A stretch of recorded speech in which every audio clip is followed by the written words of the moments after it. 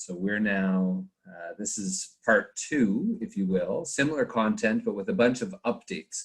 So for those of you that were able to attend the closed course last Wednesday, we created this as an overlap course. And again, due to overwhelming demand of hundreds and hundreds of doctors, as well as others in the dental community, plus partners, etc., we have seen the highest demand for our course content in the recent 2 weeks than we have over our past 26-year history.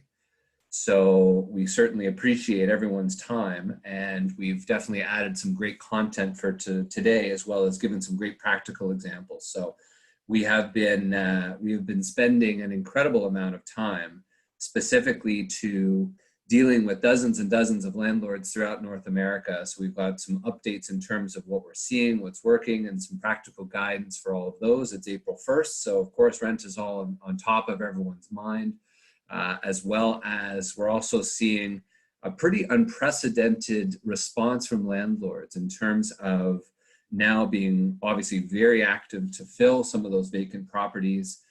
We're seeing some landlords that are doing a wait and see approach, but we're seeing a large focus now on being far more open to changes in financial terms, as now obviously the world has gone through, even in the past week, such dramatic change. So just a quick update in terms of this. We have a number of panelists online. We have Ryan Cathers, our manager, national manager for healthcare leasing. So we have a number of people able to respond to your questions. So there is a specific chat for panelists, as well as there's a Q&A section specifically through. So if you're on your application, there is a Q&A section that I would encourage you to type questions in, and we'll handle those as we go. As well as we'll also be having a period of time. It was a great interactive session at the last webinar, so we'll allow for some time at the end, as well as throughout. But please, to the Q&A section, type in any specific questions, right? And we have a number of people joining us. So incredibly, we have even more attendees this week than we had last. So we appreciate everyone's time. We've since been included as one of the key education and knowledge sources for the Henry Schein organization. So they have been obviously very supportive. They've included us as one of their key resources for their clients throughout North America. And we look forward to sharing some content, some practical knowledge, as well as for those that are concerned about their lease or are unclear as to what their obligations are. We have a great resource to be able to send us a copy to have us do a complimentary review, which we'll spend some more time touching on today. So bottom line, you're not alone. One of the big takeaways from the overwhelming response last week was it's a confusing time, and it's a very emotional time. And we've had conversations with doctors as well as past clients and otherwise, and it's a very uncertain, emotional time. And what we've seen, of course, is now with the 80% of the US and the vast majority of Canada on a lockdown type of situation, everyone's at home. So if there's a silver lining to all of this, is it gives the dental community and yourselves the time to be looking at putting in policy and procedure documents that we never had time to do, or to dig out that lease agreement and to say, what am I obligated to? When do I expire? And do I want to stay? If so, when does my option to renew deadline occur? So there it is. We've had, again, inundated. At the end of the last, we received dozens and dozens and dozens of lease agreements from you and your colleagues. And we've gone through almost each and every one and scheduled follow-up calls. So again, we've been really overrun with demand, and we appreciate everyone, and we're getting to it. And as I joked last week, to the chagrin of my wife and toddler, I've been spending approximately 9 to 10 hours straight on the phone each and every day just to help share some guidance and help to create a good negotiation treatment plan and to help us all get through this. So the theme today is, how can we together not only survive through this, but thrive? Because I purely believe that when we get through this, right, and I know we're up for a rough 2 weeks, but when we get through this we will be stronger than ever. So let's talk about, today we're going to be talking about the short term, cash crunch. How do I get through it? What resources do I have available? And what can we do? And then let's talk about long term, because this, in my opinion, is one of the best times to be engaging with the landlords and to be discussing with not only a short-term request for help, rent abatement, rent deferrals we'll touch on, but more importantly, what does the long-term look like? And what were your objectives? Let it be expansions or let it be an upcoming renewal. What do we want to do on the tail end? Because you couldn't have found a better time from that perspective. So we really appreciate it. My name is Eric Pook. I'm the Managing Director here at Cirrus Consulting Group, and I am honored to help serve the dental community and get through this together. So for those of you that have not heard of us before, welcome. Cirrus Consulting Group was founded by dentists for dentists 26 years ago, specifically because doctors were graduating from dental school without any specific business level experience. And unfortunately, many doctors were at the time graduating, driving around their local community after being an associate.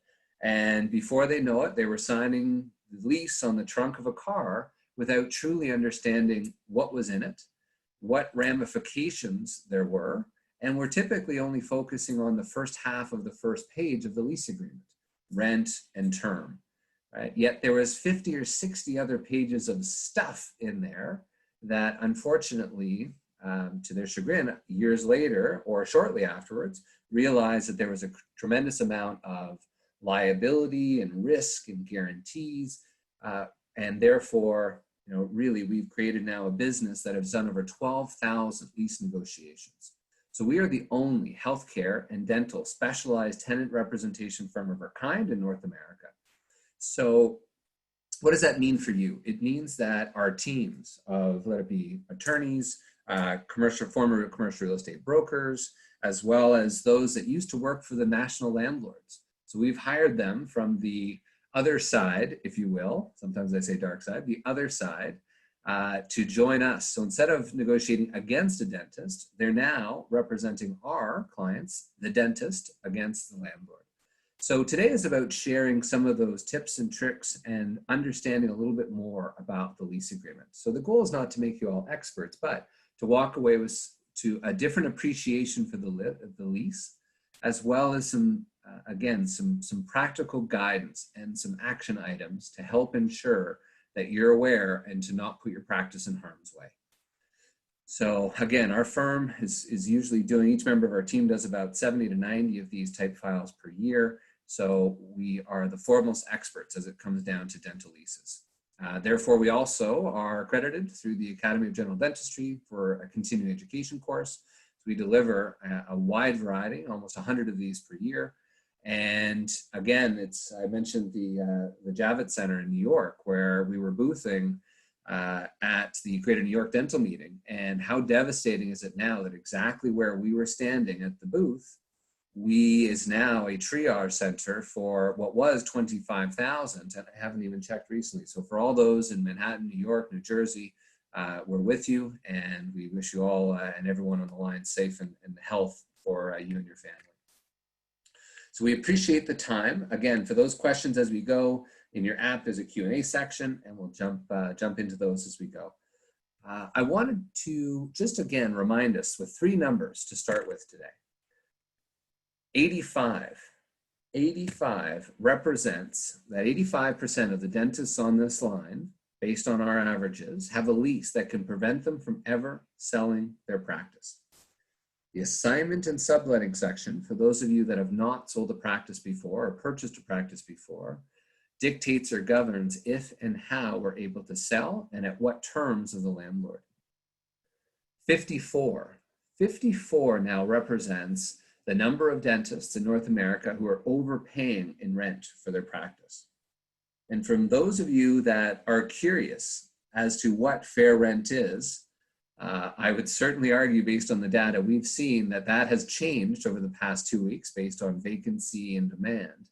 But if you've ever been curious as to what your fair market rate is in your area, we have all the proprietary real estate data that we can pull up all the specific reports and basic demographics and rentals and vacancies. So there will be an email address. We'll share info at cirrusconsultinggroup.com. If you've ever been curious, as appreciation for your time today, we'll do a business analysis report and be able to help support you through that. So last but not least, 80% of landlords structure the lease through the consideration clause that can give them right to at least 50% of the practice sale proceeds when the practice is sold. I was reviewing one with one of you who are on the line today, and it was 100% of the practice sale proceeds. Any profit that the doctor derived from transferring the lease, let it be in any cash or equivalent or other forms of communications, was then deemed property of the landlord. And also, the landlord had the right to request financial statements and a copy of the purchase and sale agreement. So it is a critical and key component. The purpose today, Doctor, are a few things. Number one is to talk about the financials as well as non-financial clauses within the lease and talk about how we can survive and thrive. So we're going to touch on the current economic climate. We're going to touch on 4 critical areas to be aware of within the lease agreement. We're going to touch on cash flow, right? Payroll and rent, and also touch on the office lease, what to look out for, and then also touch on how, from a negotiation perspective, why right now is a pretty unprecedented time and the opportunities. We've had dozens and dozens of clients retain us just over the past week and a half alone. Let it be a renewal, or let it be an expansion or a new start, or just in the short term looking for some help in negotiating an assignment or an amendment to lease or a deferment of lease as well. So here's some new content that I wanted to share. I wrote a large content blog piece for one of our major partners, and we identified a couple of core pieces. So again, for those of you that might have joined last year, for the hundreds that have joined us now, here are a couple of key terms that if you have a copy of your lease agreement or a digital copy of your lease agreement, feel free to follow along and we will go through these together. But what I've done at the request of our doctors is put together 4 critical business impact considerations. So in other words, what do you need to know within the lease and what's most important? So we've created this sort of a fill-in-the-blank checklist, if you will. So the first question that we've been asking clients to determine their situation and methods to help is the lease term. When does your lease expire? We were working with a doctor earlier this week that the lease was in a month-to-month basis, right? That is arguably a very risky position to be in, let alone during such an uncertain time, because it gives you the flexibility to terminate within 30 days, but arguably much worse, it gives the landlord to do the same. So if any of you on the line are a month-to-month basis, very important that you understand that the impact this could have, and if your landlord is going through tough times or otherwise, you definitely want to protect yourself with term and options, which we'll touch on. So first of all, determine when your lease expires. The second question is, do I have options? Options by definition mean that you, as the tenant, have the ability to renew your lease for a certain period of time under a very specific set of terms and conditions, known as the option to renew. That might give you more term and predictability. And if you were, unfortunately, or needing to sell your practice, the banks will not issue a loan longer, that's paid back longer than the term of the lease. So term, especially as it pertains to sale, is very helpful for transferring the value and the predictability to the new doctor. So through these uncertain times, we need to know, can we stay, right? And how much runway do we have? In addition to that is, who's the tenant? A lot of questions on this. A lot of doctors had said, hey, if this really gets bad, and heaven forbid I get towards a bankruptcy situation, what does that mean for me? What does that mean for my family? One of the first questions we ask are, who is the tenant? Is it in your name personally, right? Or is it in your corporation or professional corporation, S Corp, etc.? Right? That's the first question, because that is who has given the liability and who is backstopping the lease. The next question along those lines are, have you given a personal guarantee?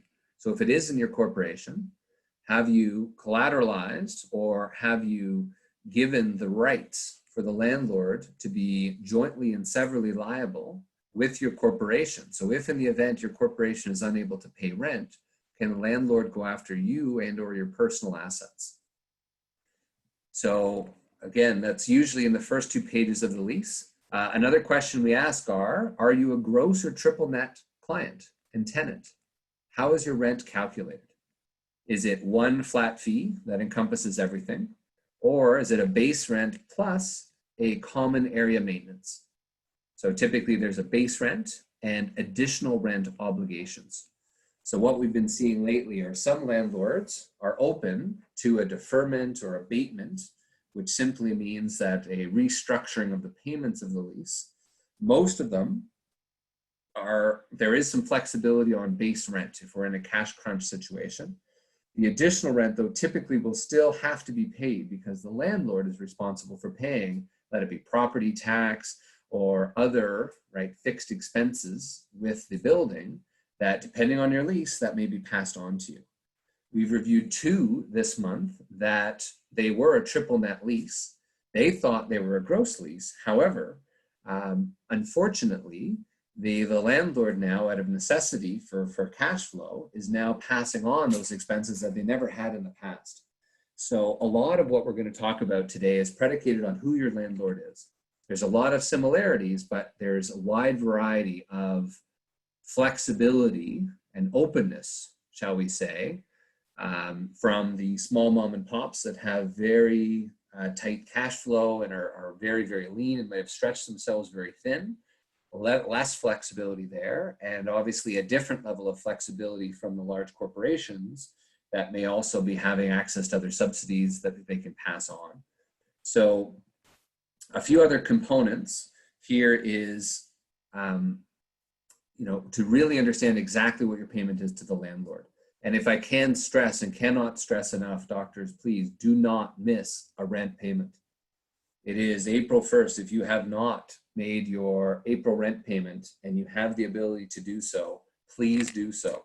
We're going to touch on what the default provision means and how it can make your situation far worse. So if you do not have an agreement, if you don't have any specific documentation or something signed off from the landlord that is very clear about your responsibilities for the April lease payment, I cannot stress enough to ensure and to not decrease, let alone leverage or impact the financial success of your business or risk. Do not miss that lease payment without your landlord having it well documented, approved, or otherwise. So our guidance is, if you can pay, to pay, right? And especially on an April 1st, if it's not documented, if it's not clear, do not jeopardize yourself to be in breach down the line if to skip a payment. I saw some Facebook group that someone was advising the doctors just to skip and see what happens, right? That is a terrible strategy and puts all the power back in the hands of the landlord and can dramatically work against you. So hopefully that's helped set the record straight. Now, with that being said, for those that are looking towards May and otherwise, and there is no cash to make those rent payments, well, we'll touch on strategy and how to have those type of conversations and make sure it's documented properly. But again, if you can, especially for April, definitely make that rent payment to ensure it doesn't jeopardize your ability to come back stronger than ever. For those of you that can see on the screen, if you're not sure about any of these questions, please info us now at info@cirrusconsultinggroup.com. You can email a copy of the lease and we'll highlight some of these key things for you so you're aware. So speaking of that, on the default side, you want to be aware that of what happens if we are in default. Right? Default is a bad thing because it, in essence, means we have not met our contractual obligations to the landlord. And they, in every lease, have written very, very tough clauses that give them all kinds of control and ability to make life very difficult for us. So we're going to go through more examples, but you want to know, first of all, what are the default provisions? What can the landlord do to me or myself personally if I'm unable to make that rent payment? And then number two is, do they even have to notify you? In some cases that you might be in default and not even know it yet. And we've seen landlords that have done pretty wild and just unbelievable, I dare say terrible things. Some sent a letter to the tenant stating that they were in a mall, right? They stated a letter to the tenant that said, per the terms and conditions of your lease, this was dated March 15th, per the terms and conditions of your lease, we've noticed that your practice is closed, and per the terms and conditions of the lease, we found you in material default because per the mall, you have agreed to a minimum operations clause. So just because of COVID-19 doesn't give you the right, not to still be required to be open. As crazy as that sounds to everyone, based on the college, based on the state regulations, provincial regulations, that was the landlord, that was the letter they got, that they're in breach because the practice was sold. Unbelievable. In addition to that, if we're in default, do we lose our options? Does the landlord have the right to terminate our lease? Think about that. Just because we've missed a payment, does the landlord now have the right to terminate the lease and kick us out? Some other aspects here, and I'll pull up that email again because I saw some questions to ask for it, and a bunch of people that are coming up for renewal and are very concerned on rent now.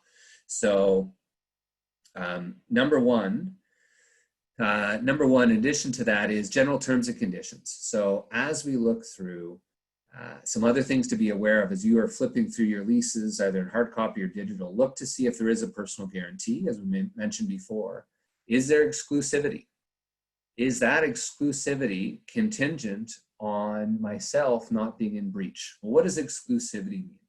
It means that in your lease, you may have the ability to be the only either general dentist or specialist in the mall or in the building. But that is usually predicated and required and aligned with the way that the lease is structured, meaning that if you are in breach, you might lose the ability to be exclusive, and therefore the landlord could potentially bring in a competing dentist in a 1 month, 2 months, 6 months, 12 months, or otherwise that could long-term have a grave impact to the production for your business. Another good one that we've had a lot of questions on is a ND, a non-disturbance and subordination agreement, also known as an SDNA. So the question is, what happens if my landlord goes bankrupt? Is my lease subordinate to the landlord's mortgage? So if the bank takes over, what happens to my lease? So that's a great question that you should be aware of. And do you have the ability, and is the lease subordinate in that worst case landlord bankruptcy situation? In addition to that, assignment, It's a lot of people are asking now, if I do sell, what impact does that have to my business? And how much control does the landlord have to choose whom I can sell to? And for many of the leases we've reviewed since the last webinar, most of the leases, first of all, could not be transferred without the landlord's prior written consent. The landlord could also add any conditions to whom you could sell to based on, I saw one the other day, based on being the equivalent net worth of the selling dentist. So let me ask you a question. And for those of you looking to sell in the next few years, how many new associates coming out with hundreds of thousands of student loan and practice debt and beyond, how many of those are going to be at the equivalent net worth or financial status as you are selling? So these are the type of things that, again, for those who haven't sold their practice or haven't talked to a practice broker, many of them will describe it as real estate hell, that it becomes almost impossible to sell the practice without, with a difficult landlord and without the lease being properly structured to do so. So again, info@cirrusconsultinggroup.com if you've got your lease in front of you and you're not sure about some of those answers. So just quickly, as we approach the the first 25 minutes of the course, I wanted to touch on three things now in terms of just what we've seen. So obviously COVID-19, we're all seeing the news. It is devastating. It is something that I never thought I would see in my lifetime. And, you know, looking through my young family and baby on the way, it is a whole new world. And while I'm an eternal optimist and see the opportunity that every economic cycle brings, I am still, through all of this, believing that as long as we're all adhering to being smart and self-isolation and helping to reduce the curve, I hope that the North American community has the message and that this will allow us to get back to work sooner than later. And we will continue to find ways to make sure that we're back and stronger than ever as soon as we get through this. So the core point now is, how do we survive? And also, how do we use this time to write up that business plan, right? How to think about how we can build and grow the practice in the future. How do we help to ensure that we are ahead of the curve and are able to capitalize on some of the disruption that's going to occur? So my view is, speaking to many of you, is that we're going to have a bit of a super cycle, myself included, who I'm ashamed to admit have delayed some of my regular hygiene appointments. I am now regretting that decision. And I am now going to be one of the first to get back into the operatory to have my regular dental checkup. So I firmly believe that people are now not going to take their dentist appointments for granted. I think that hopefully the show rate will be higher than it was previously. And I do firmly believe that when we look back over this year, it is going to hurt with production, but I do believe that we're going to see a bit of an uptick, sort of super cycle, as people are coming back and filling the chairs. You just need to know when. Is it 2 weeks? Is it 3 weeks? Is it 4 weeks? So my message to all of you is, and the guidance that we've been giving through lease negotiations is, let's plan for the best, right? Let's plan for us to come back and hit the ground running, but let's also be prepared that, heaven forbid, if we're not open again into May, or heaven forbid June, right? What can we do now to plan for that? What can we do with the lending partners and the banks to add some liquidity, to take advantage of some of these loans and national loans, right? The California Dental Society distributed a great guidance to many of their members about how they can take advantage of these and how they can help to make sure that they weather the storm from a cash flow perspective. So the impact is obviously catastrophic to the global economy. But you know, as we've seen, as Cirrus has been through this in 2008 and through September 11th and through some of the many bumps back in the 90s, right, we've been the guiding hand for doctors through all of these. And while this is unprecedented, there's a lot of similarities to 2008. I was speaking to Ben Stewart, the head of the practice management team at Bank of America, and he said, you know what, there's an unprecedented opportunity now for clients that just like in 2008, that we're able to get the lowest possible construction rates. We're also able to get the lowest lending rates. I mean, the overnight lending rates in the Fed and the Bank of Canada, I mean, they're basically 0%, right? Let alone the amount of amazing deals that the dental supply partners and Henry Schein and others are providing, because it's incredible for those that are looking to grow, expand, or looking at things from a positive. It could be an unprecedented time to start a new practice and leverage this. So last but not least, you know, what we've seen in terms of the impact to dentistry, when we come through it, it's not going to be, you know, it's going to be a staggered approach. There's still going to be some, I'm sure, some skepticism about infectious rates and otherwise. But I do believe that the core dentistry is going to remain. There might be a little less of the cosmetic or some of the ortho, right? Some of the more higher end types of procedures. But I do believe that, again, we will get through this and stronger than ever. I always bring, because now more than ever, it's how we need to look at the lease. And so many of us, I hear, is that, you know what, I just thought that, you know, the lease was something I signed and I never really thought about it again, and I put it into a drawer and I just hope it would never be an issue, right? And I'm sure the landlord will take care of me or will give me nice reminders when I'm up for renewal, right? But unfortunately, now more than ever, the lease represents a check. And that check is precious to us now because every dollar counts. So we need to be smart about the checks that we spend. And we need to look at the lease differently. I was on the phone at 9 p.m. last night with a doctor who was paying over $10,000 a month in rent and is into the scenario now where there is some reserves to go through. There's a great opportunity to leverage where they're at with the practice and growth and look at an expansion opportunity. And if nothing else, renew the lease. But it was really interesting because when we just did a quick run of the numbers, we figured out that this was based on the annual increase suggestion from the landlord, which was a high 4%. This was representing a $1.3 million commitment.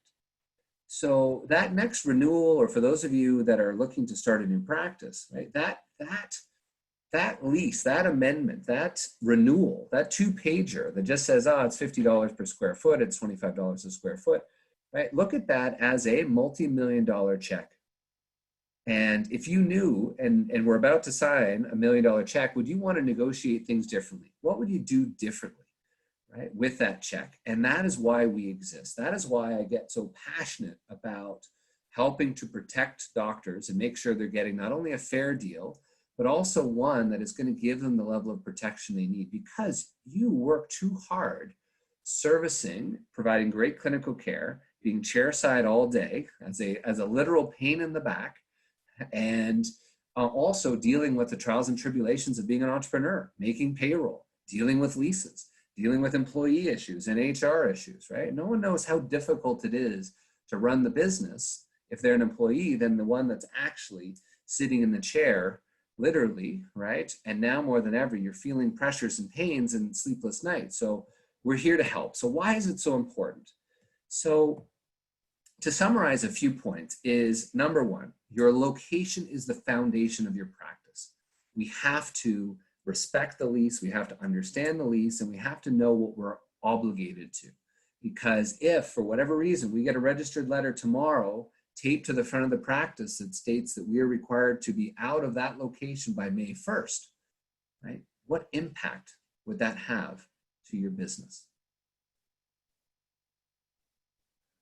What would you do? Who would you call? The lease agreement is the foundation. The location is your business, right? And the location is the lease. So it is important that you know what it is and that you've had it professionally reviewed and that it's structured properly, not only in the short term, right, to deal with where we're at today, but also for the future. Let me reiterate one more time for the other 50 of you that just recently joined, for the hundreds that are on the line.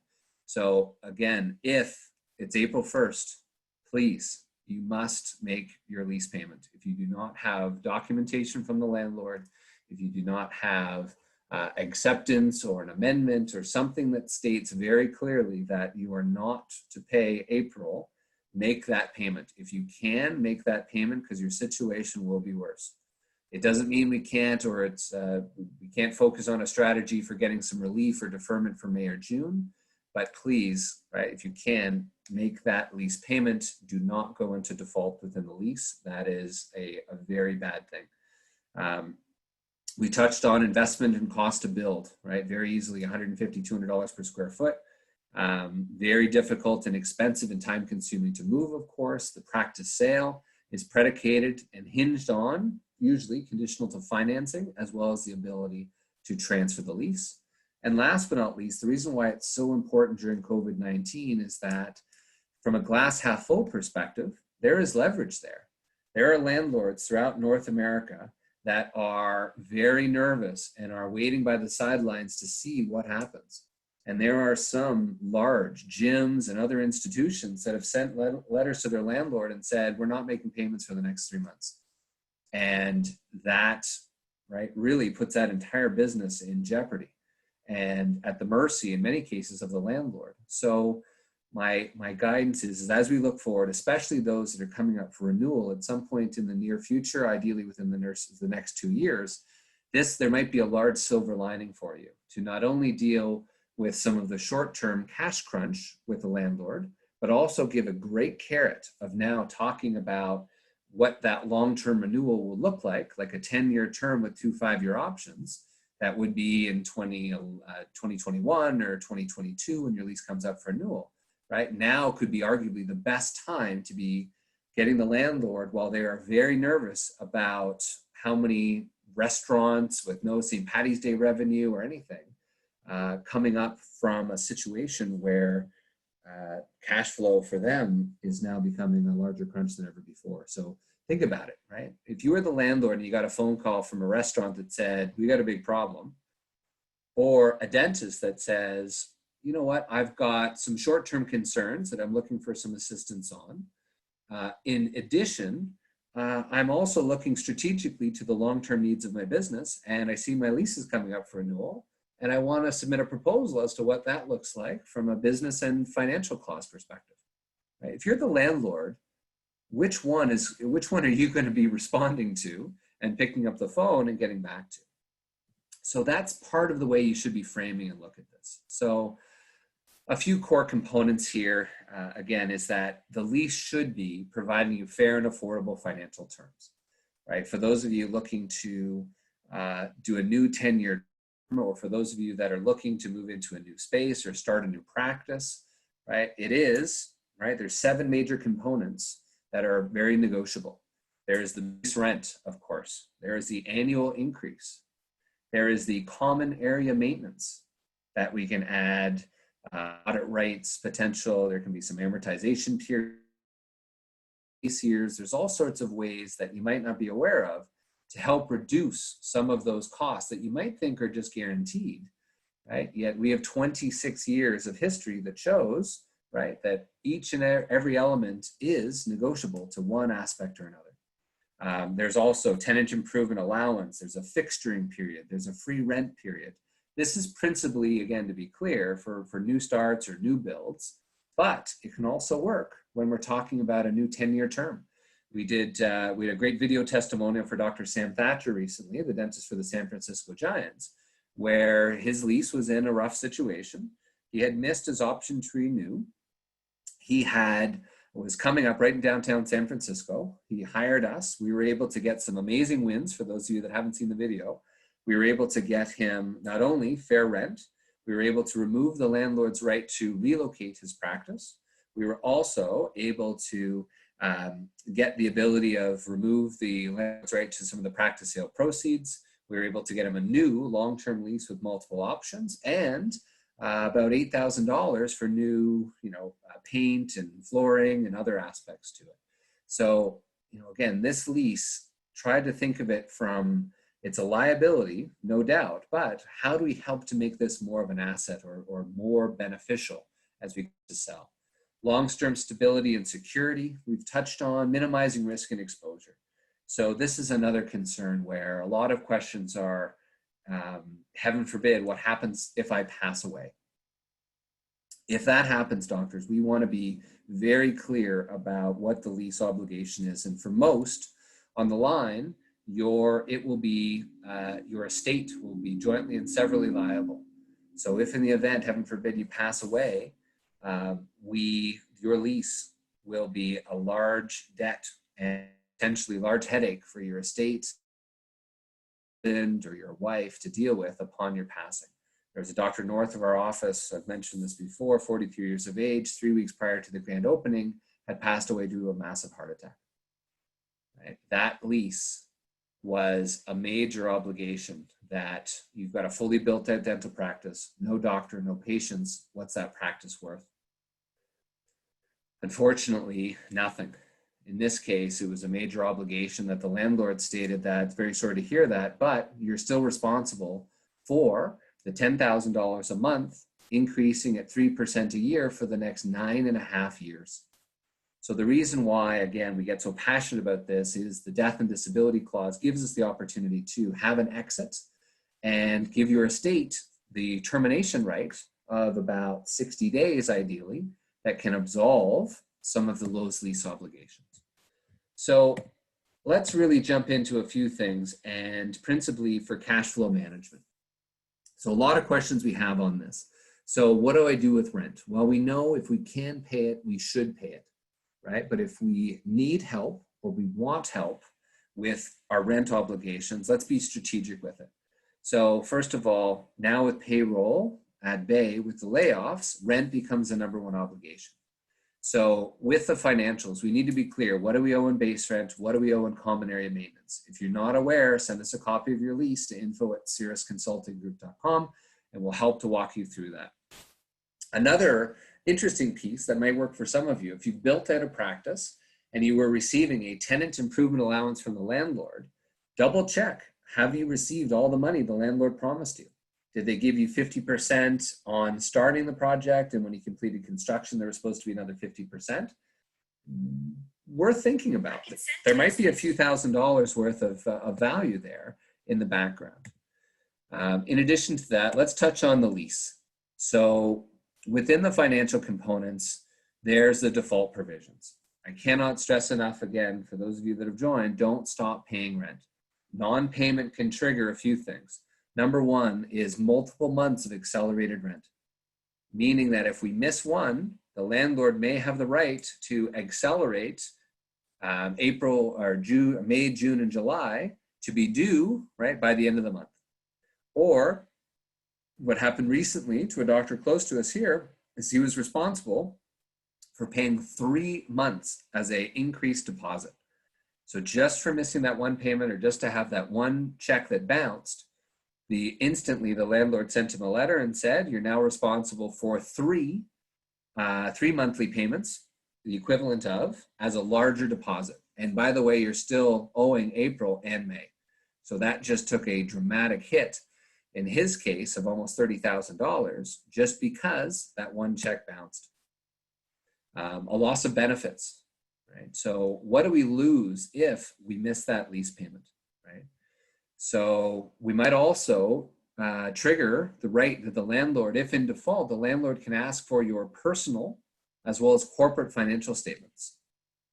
Right? And we had one in California, a doctor we were working with, past client of ours with a new location. She was then, just for asking for a rent abatement, she was then required to submit everything, tax returns, personal financial statements, everything, just for an abatement, right? Some landlords also, believe it or not, just for asking for a deferment said, yeah, we'll defer it, but we want to add another 4 years onto the lease. Can you imagine that in this time to take such a position against a healthcare worker, right? Because oral care as healthcare is irrehensible. In addition to that, we might lose our ability to sell the practice and the ability to assign the lease, which could impact hundreds of thousands of dollars of value. In addition to that, we have landlord termination rights. So from that perspective, we want to be aware that do not lose our right to stay in the space purely because of a short-term cash crunch.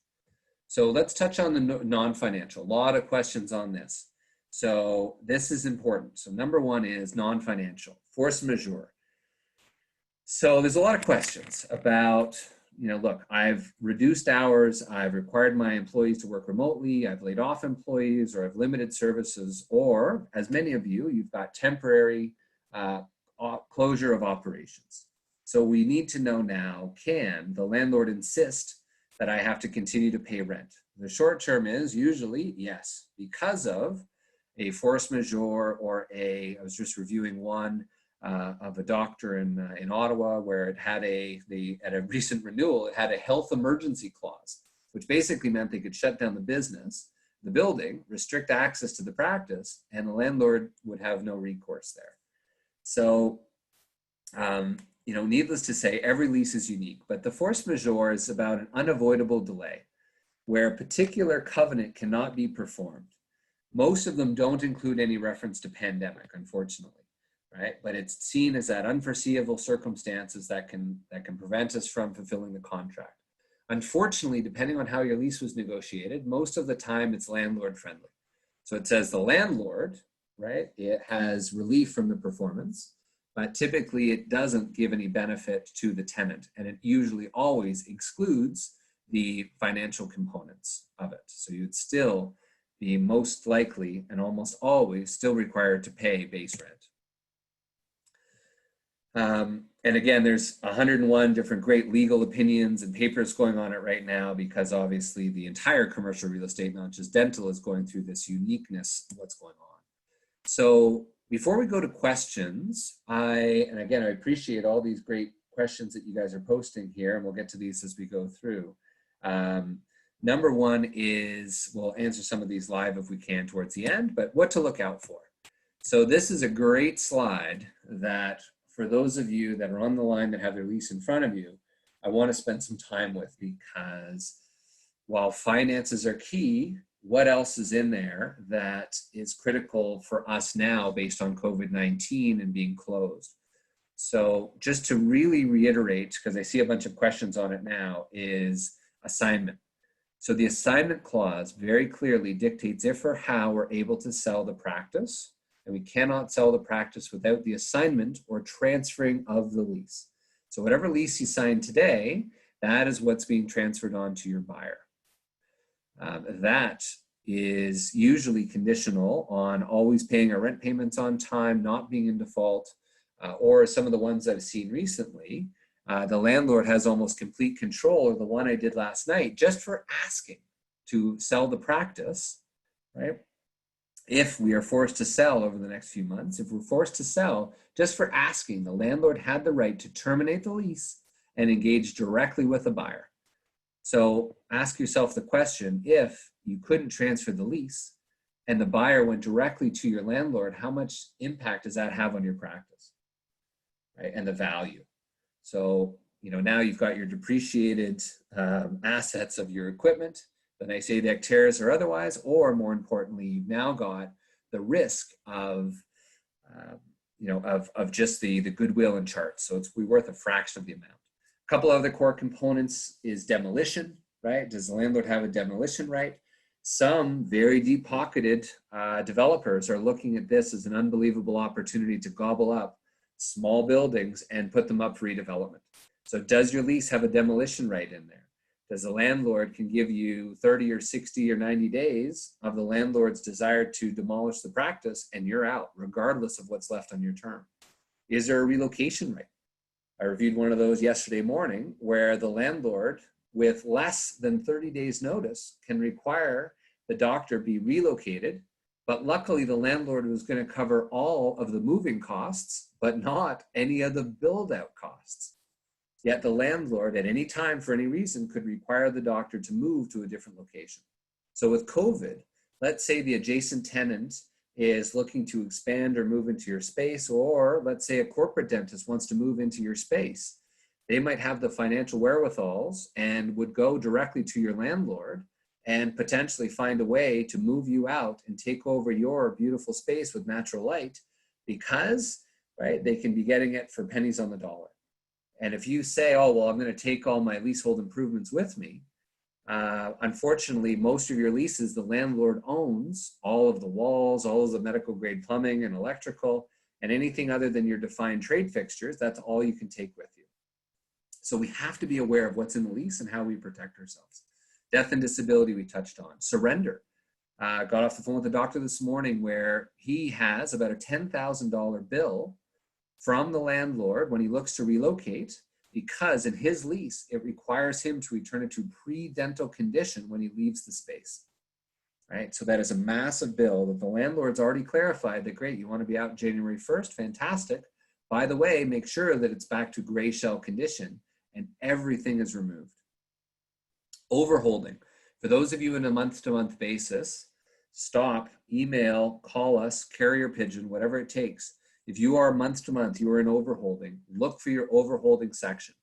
Most of you, the landlord has the right to increase your lease by 150 or 200% of base rent for any month that you are not under term and are in that month to month holdover or overholding status. And unfortunately, most of your leases gives the landlord the right to not only start charging that starting in April or May, but could also back bill you all the way back to when you became a month-to-month tenant. So that is a major, major, major risk to your business. And if the landlord needs the cash, you better believe they're going to be looking through the lease and try to find some of these sections to recoup cash. Personal guarantees, I can't stress that enough.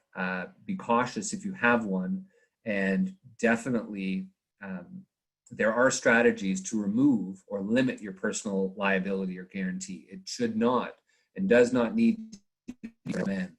For many of you, even after you sell your practice, the lease is structured in such a way with a continuing liability clause, meaning that in the event that you do sell your practice, you are still liable and personally liable post-sale. So don't just think that this a bad dream would go away. It is all predicated on the lease. So in the essence of time, if you have any questions on these, please send us a copy of your lease. We're happy to schedule a time. Here's an example that we usually review that, again, as you can note where my mouse, if you can see it, is where it's default, right? So your options to renew and stay in the space, you might have 2 years left on your lease and 2 5-year options. However, if you are in default, those options now become null and void. In addition to that, the assignment provision, right? It's found in 75% of dental leases, right? And this usually is also predicated on not being in default with selling or transferring the lease. The tenant life cycle. So we get a lot of questions about this. So tenant life cycle is what the landlords are taught, and unfortunately are still in many cases playing this game where if you reach out to them 2 years in advance and said, hey, I'm concerned, what can you do for me, right? Many of you would say that the landlord falls on deaf ears, so they don't call me back or they don't email me back, right? Or when, unfortunately, it's part of a playbook that many, not all, right? But some landlords will wait and defer and delay the renegotiation of the renewal of the agreement until 12 months or 8 months, or wait until the red where your lease is coming up for renewal and you have to give written notice to the landlord if you choose to stay. And unfortunately, many landlords will wait until after that has passed. So your right to stay in the space have now become null and void. Your options are null and void. And you're now, basically the landlord has complete control as to whatever they want to charge you. And a doctor we talked to that was referred to us by one of the field sales consultants at Henry Schein, they got a 40% rent increase. So in terms of some strategies, again, lots of questions about, hey, I'm under a cash crunch. What can I do now? So first and foremost, ask yourself, when does the lease expire, right? And what leverage do I have with the landlord to differentiate myself from any other restaurant or nail salon or barbershop that might be making the same conversation to the landlord? Number two is what we're seeing success with are rent reliefs or deferrals or abatements.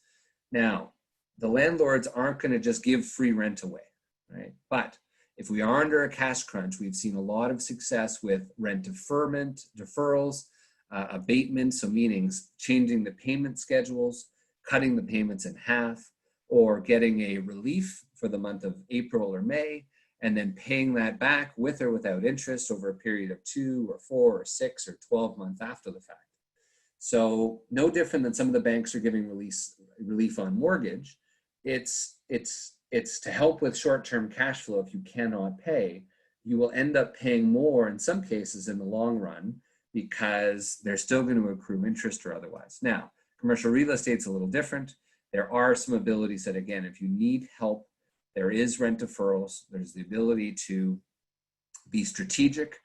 Give us a call. We're happy to discuss your situation and discuss strategies about what we see working and not, but take action now. Don't wait until it gets worse.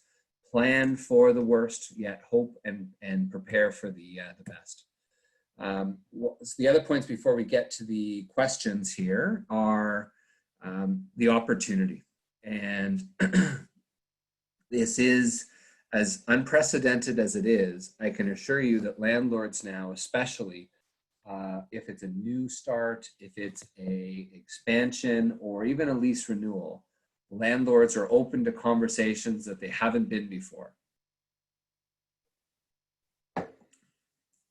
So if your lease is coming up for renewal, or even if you've even just thought, if there's been a 5% chance of expanding, right? What an amazing conversation to have with the landlord now that you're contemplating future options, you're confident with the future, and we'd like to see what the numbers would look like if we were to move into the adjacent space next door, right?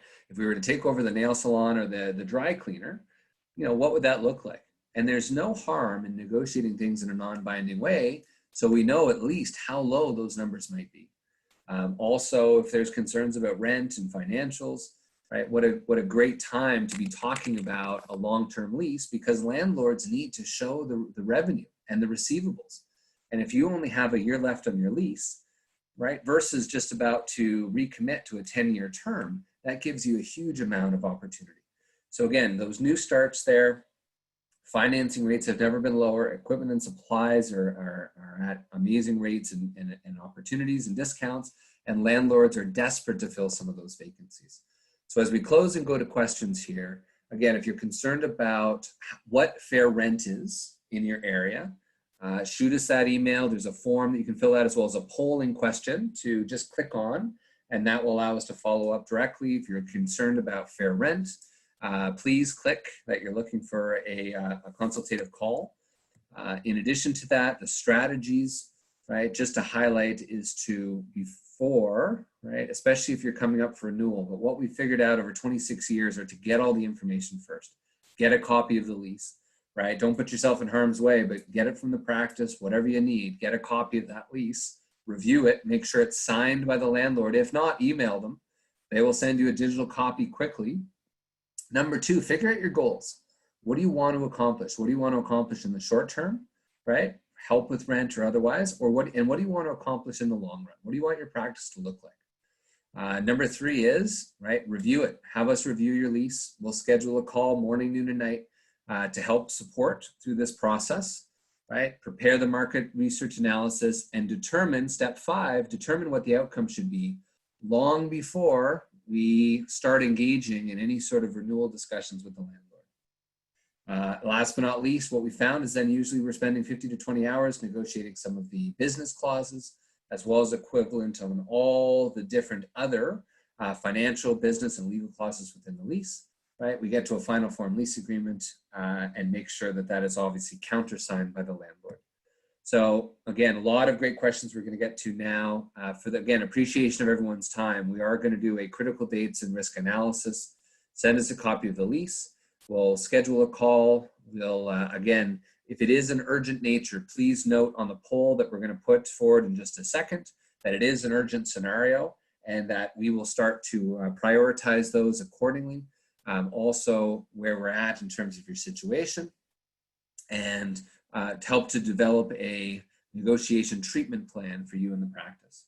So here is the best numbers to reach out. Carnell, our operations specialist, is going to put up a poll, but 866-739-9075, extension 0, will get you to our general mail line, or most importantly, info@cirrusconsultinggroup.com. Shoot us an email. That'll go to our distribution list. That'll be assigned, and then we'll be reaching out to those as quickly as possible. Please include some details, not only a copy of your lease and the amendments, any brief details on your situation and urgency, and we'll be prioritizing those obviously in the most immediate need. So again, I saw some questions about pricing and otherwise. Again, there's no cost for the complimentary call to help assess, to help determine some strategy. We are, again, a key resource to the dental community and continue to do so. And if there are some action items, if we do need to get our legal leasing team involved, right, with dealing with the landlord and abatements, obviously then would be an additional retainer. But let's first figure out where we're at, what we can do, and how we can support. So all of you on your mobile devices or otherwise, for the hundreds of you online, please take a quick minute to fill out the questionnaire and survey. Are you presently with the lease today? When does your current lease expire? Right? That's important to know how much leverage you have with your landlord and how usually a willingness as to how much they want to help you in the short term. Is your situation urgent? Yes or no? Question 3. Are you interested in a complimentary lease review and rent analysis? Yes, right? We will prioritize those, of course. And then again, do you plan to start, buy, or renovate your existing practice?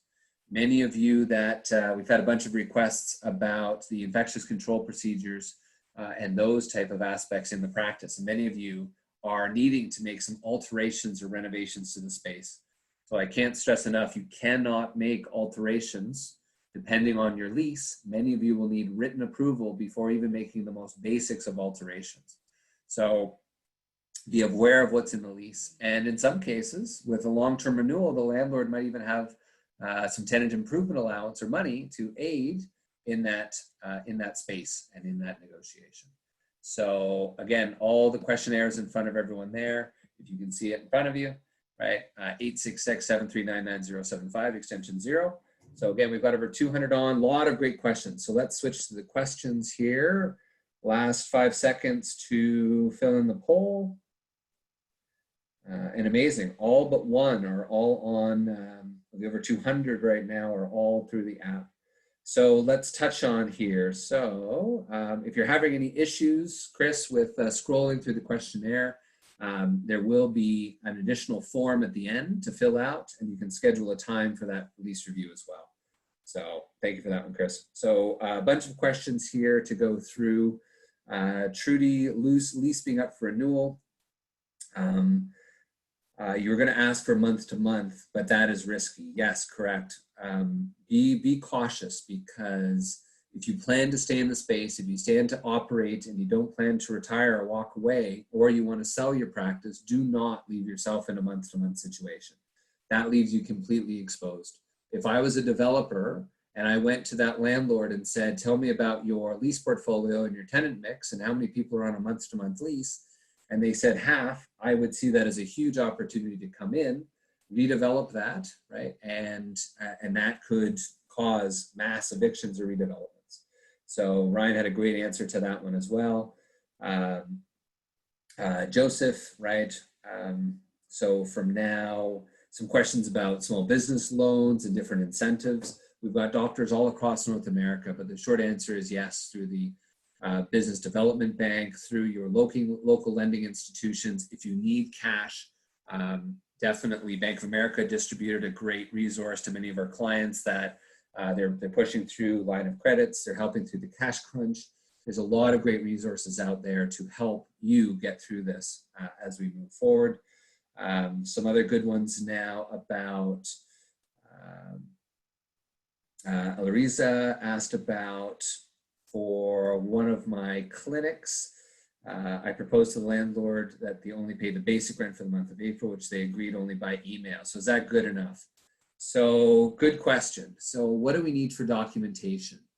My guidance is always that if the landlord has agreed to something, it should be properly written in a proper lease amending agreement. I don't like the handshakes, I don't like the verbals, and I don't like the quick little emails, because there's nothing in your lease that says, hey, if the landlord sends you a nice email that says, don't worry about April, right? If the landlord was to get creative down the line, right, they could say, well, there's nothing in the lease that states that my email gives you relief from the lease agreement. So we always advise, get it, ask for it, and more importantly, get it structured. Our team can definitely help properly amend the lease and describe what happens if and when, if we are not able to make payment, or if we need to make a deferral or abatement. That should be properly documented.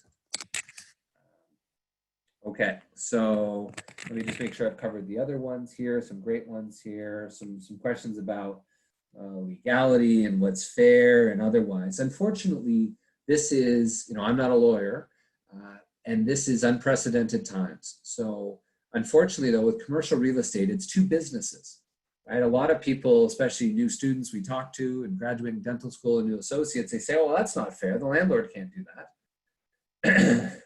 I can hear the chuckles from the senior doctors on the line right now that said, unfortunately, it's not about fairness. It's about whatever's written in your lease. So as a result, it's difficult, right? There's protections. If you are renting a condo, if you're renting an apartment, there's protections there. Commercial real estate, it's contracts, right? It's whatever's in black and white, and it's between two businesses. So is the landlord gonna, or someone else gonna take pity and say, oh, well, the poor individual practitioner wasn't aware, right? No, because usually it states in your lease that you've had professional guidance or resource or legal opinion, etc.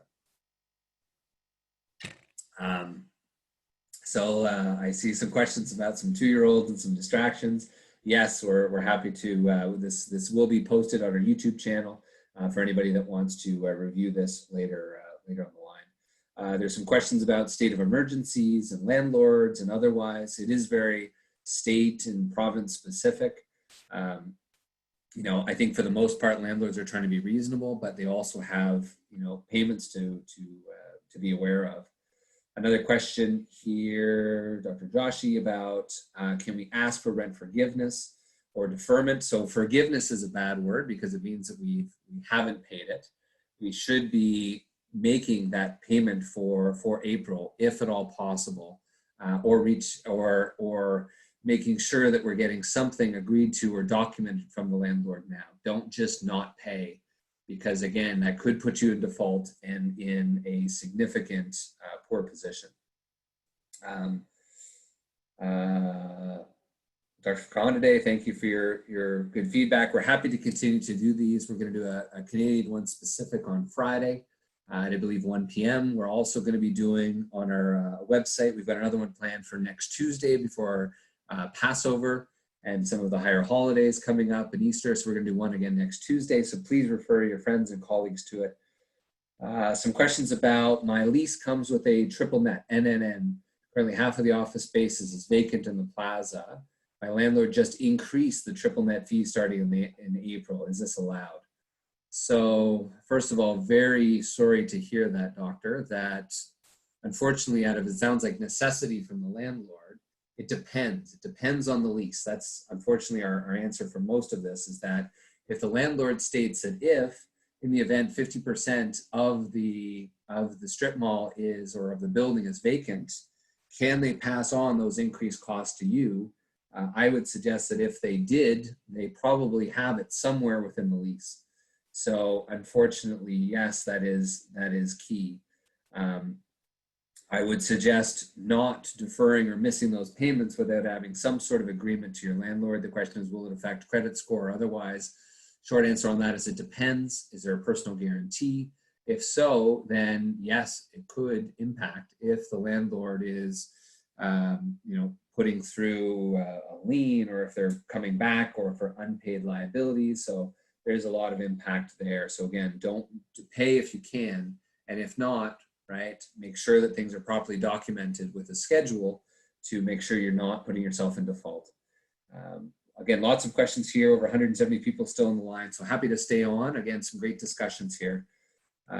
So what do you guys recommend as an approximate request for economic relief? Percentage off, deferment? Can you go over some sample letters sent to the landlord? So sure. We've seen the whole gambit. As I mentioned, sometimes the landlord comes out and says, you're closed, you're in default, have a nice day. That is terrible. Number two is, it depends on need. So my usual guidance is, if we don't need 3 months off, then the landlord might want interest or otherwise. But yeah, we've seen 3 months of abatement, right? Where meaning the landlord will no longer require base rent over the next 3 months. We've negotiated an abatement agreement that then pays that out over the next 12 months. So we're sort of kicking the can, but it does give that short-term relief, and it does protect the burn rate and some of the finances from that $5,000 or $10,000 coming out of your account. Hopefully that answers that one, Jennifer. Happy to have a conversation offline as well. Here's another one. Doctor who sent an email March 19th asking for flexibility and looking for some help. Landlord wrote back and said, I have all sorts of financial responsibilities. Will there be a request for consideration, assessing all factors? Your patience is greatly appreciated. So yeah, it's, a lot of landlords now, from what we've seen, are waiting until the 15th before they determine strategies and what they're going to be agreeable to. So they equally are concerned and trying to figure out what happens if. So if the landlords are sitting on their hands, it's not uncommon, but being proactive and being one of the first ones to draft a plan or otherwise is very important, because before the restaurants and nail salons or otherwise, right, they should be far more anxious to help support you, right, one of their successful, profitable businesses, than some that are not as bringing in such high quality foot traffic. A couple of other ones about some CDA questions. I'll defer some of the state-specific stuff. Happy to have those conversations offline. I had a lease negotiated a few years ago. What about force majeure or otherwise? Again, every lease is unique. In most cases, right, the force majeure is not going to impact your ability or relief to pay rent. So it's not a silver bullet, but it might prevent you from being held in default with the continual operations clause or otherwise. So force majeure can help. It's mostly landlord specific, but it does depend on your lease. We're happy to have a look, and feel free to ask for a review afterwards as we go through. Some other questions about sending emails. Before you start reaching out to the landlord, again, make sure you've got a plan. Know where you're at in your lease. Are you month to month? Are you coming up for renewal? That could greatly improve your situation. Some other questions here. Just about fees. Again, we're happy to have a complimentary call on that. Can we talk after the seminar? Yes. Lots of avenues. Once you close off this, you will be able to fill in a form accordingly. Some other questions. Another doctor, oh boy, month-to-month basis, asking for a deferral on CAM. Can that put me in default? Well, so again, being month-to-month, arguably, if default means that they have the right to terminate the lease in 30 days, you're arguably in a unique stage of default, or at least in that sort of 30-day window. So that's bad, where the landlord could terminate the lease. So if you're in a month-to-month basis, you want to be strategic, because you're right, you or the landlord can give 30 days notice and you're done, regardless of default. You're in a 30-day notice. The landlord could sneeze and say, here's your 30 days, have a nice day. So again, any of you that are month to month, please note an urgency, send us a copy of the lease. We need to put a plan together now, because you are the most at risk period out there. And if you are confident that you will be getting through this, you must have a lease in place. And there's never been a better time to have those conversations with the landlord. Alexander, hopefully we gave some good examples about deferment forgiveness. I think we had a couple of questions on that earlier.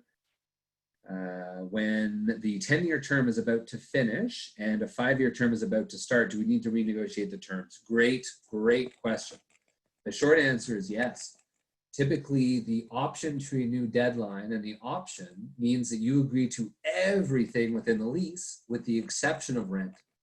I guarantee that there's a whole host of other issues within the lease, including personal guarantees, ability to sell, return to pre-dental condition, relocation, demolition. There's all sorts of stuff that now that you've paid rent over 10 years, you're in a fantastic place to renegotiate.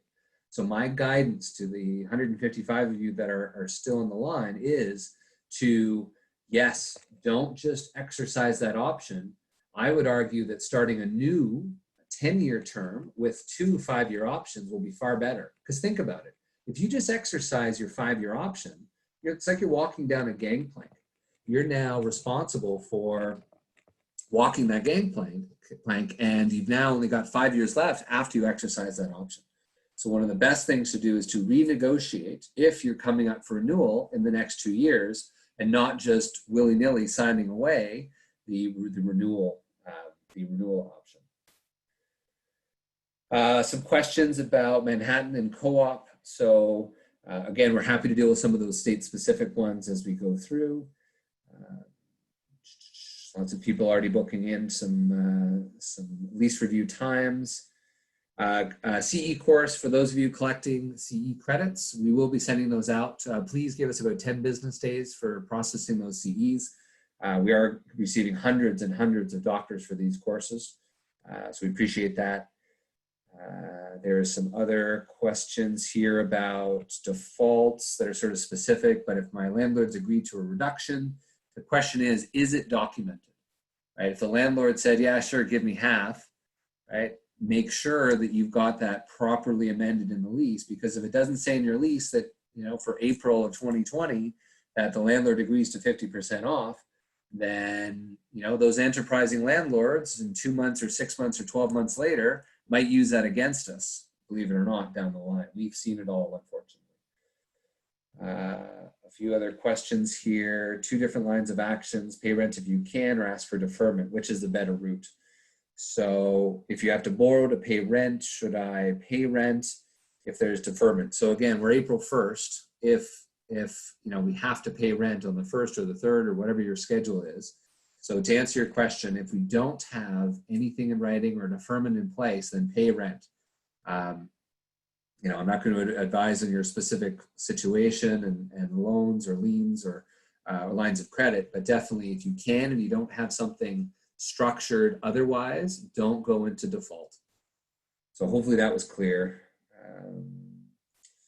Large question there. I'll have to circle back on that one. But again, if the vision is to practice another 3 to 5 years and I want to sell, what do I do?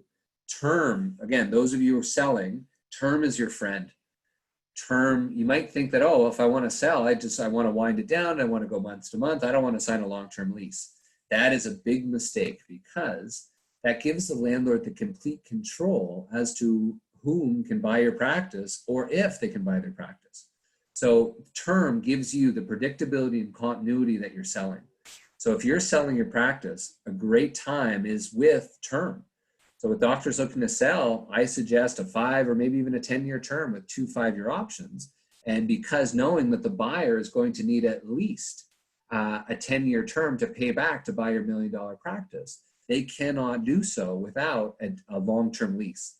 Banks will not lend beyond the term of the lease because they don't want to get stung. They don't want to, give the doctor, the associate, a 10-year lease, or sorry, a 10-year loan with only 2 years left of the lease. Also, make sure your options are transferable. Very important. So if you're transferring your options, they can't be in your name personally.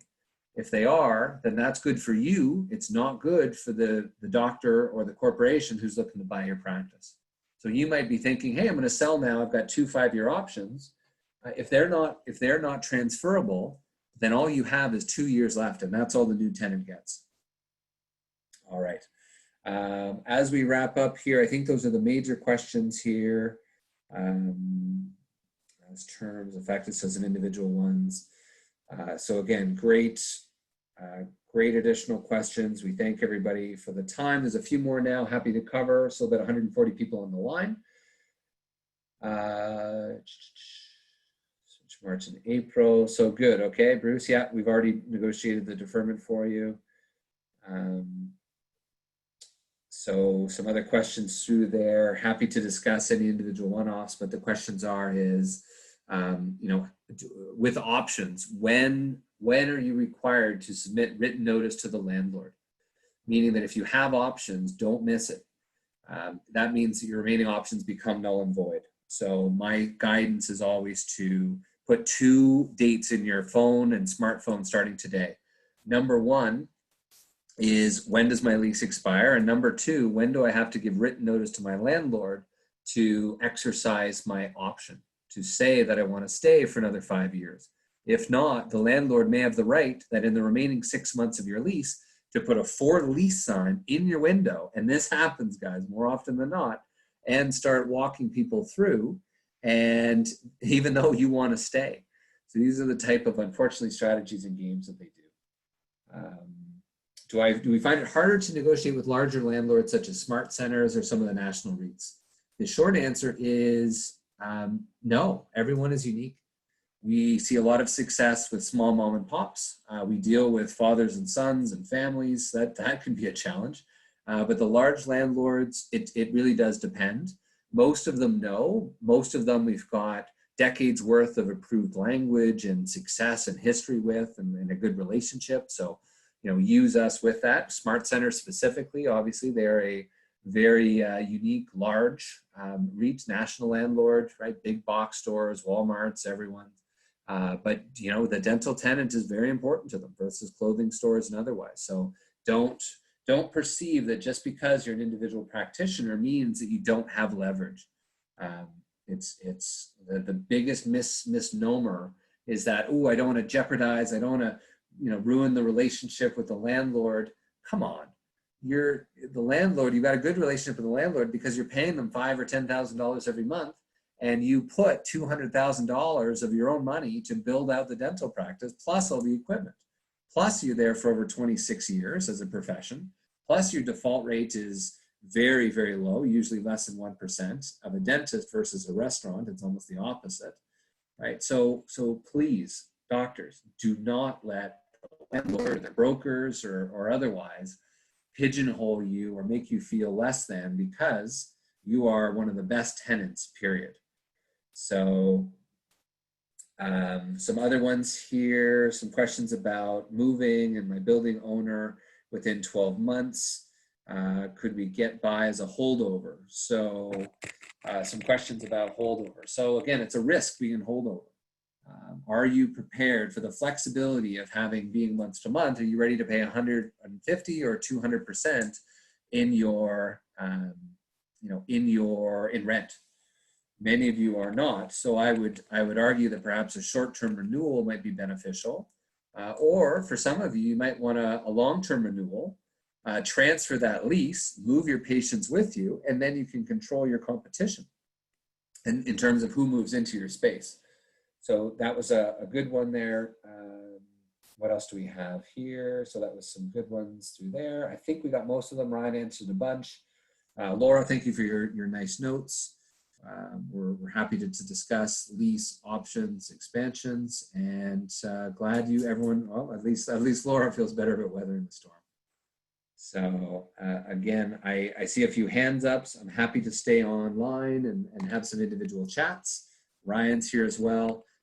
As soon as you drop off, there will be a link to arrange to fill out a form and ask for a complimentary lease review, or hopefully you can all see it. Call us. My extension is 3255. That rings right to the home office phone. Or please, info, INFO at Cirrus, spelled CIRRUS, consultinggroup.com. Send us a copy of the lease. We will respond as quickly as possible. Denote if it's urgent. And again, we appreciate everyone's time and support. Thank you, Ryan, our National Manager of Healthcare Leasing. Happy to help support. And a few of the people that have their hands raised, I'll send an individual chat to, Arta specifically and others. So again, we'll stay on the line for the next few minutes and really appreciate everyone's time. Thank you so much. Still well over 100 people on the line today. So yes, if you have additional one-off questions, we're happy to have those. I see a bunch of hands being raised. Rather than turning on microphones, what we'll do is we'll do some individual questions. If there's anything else from a group question perspective, happy to answer. Looks like all just nice thank yous.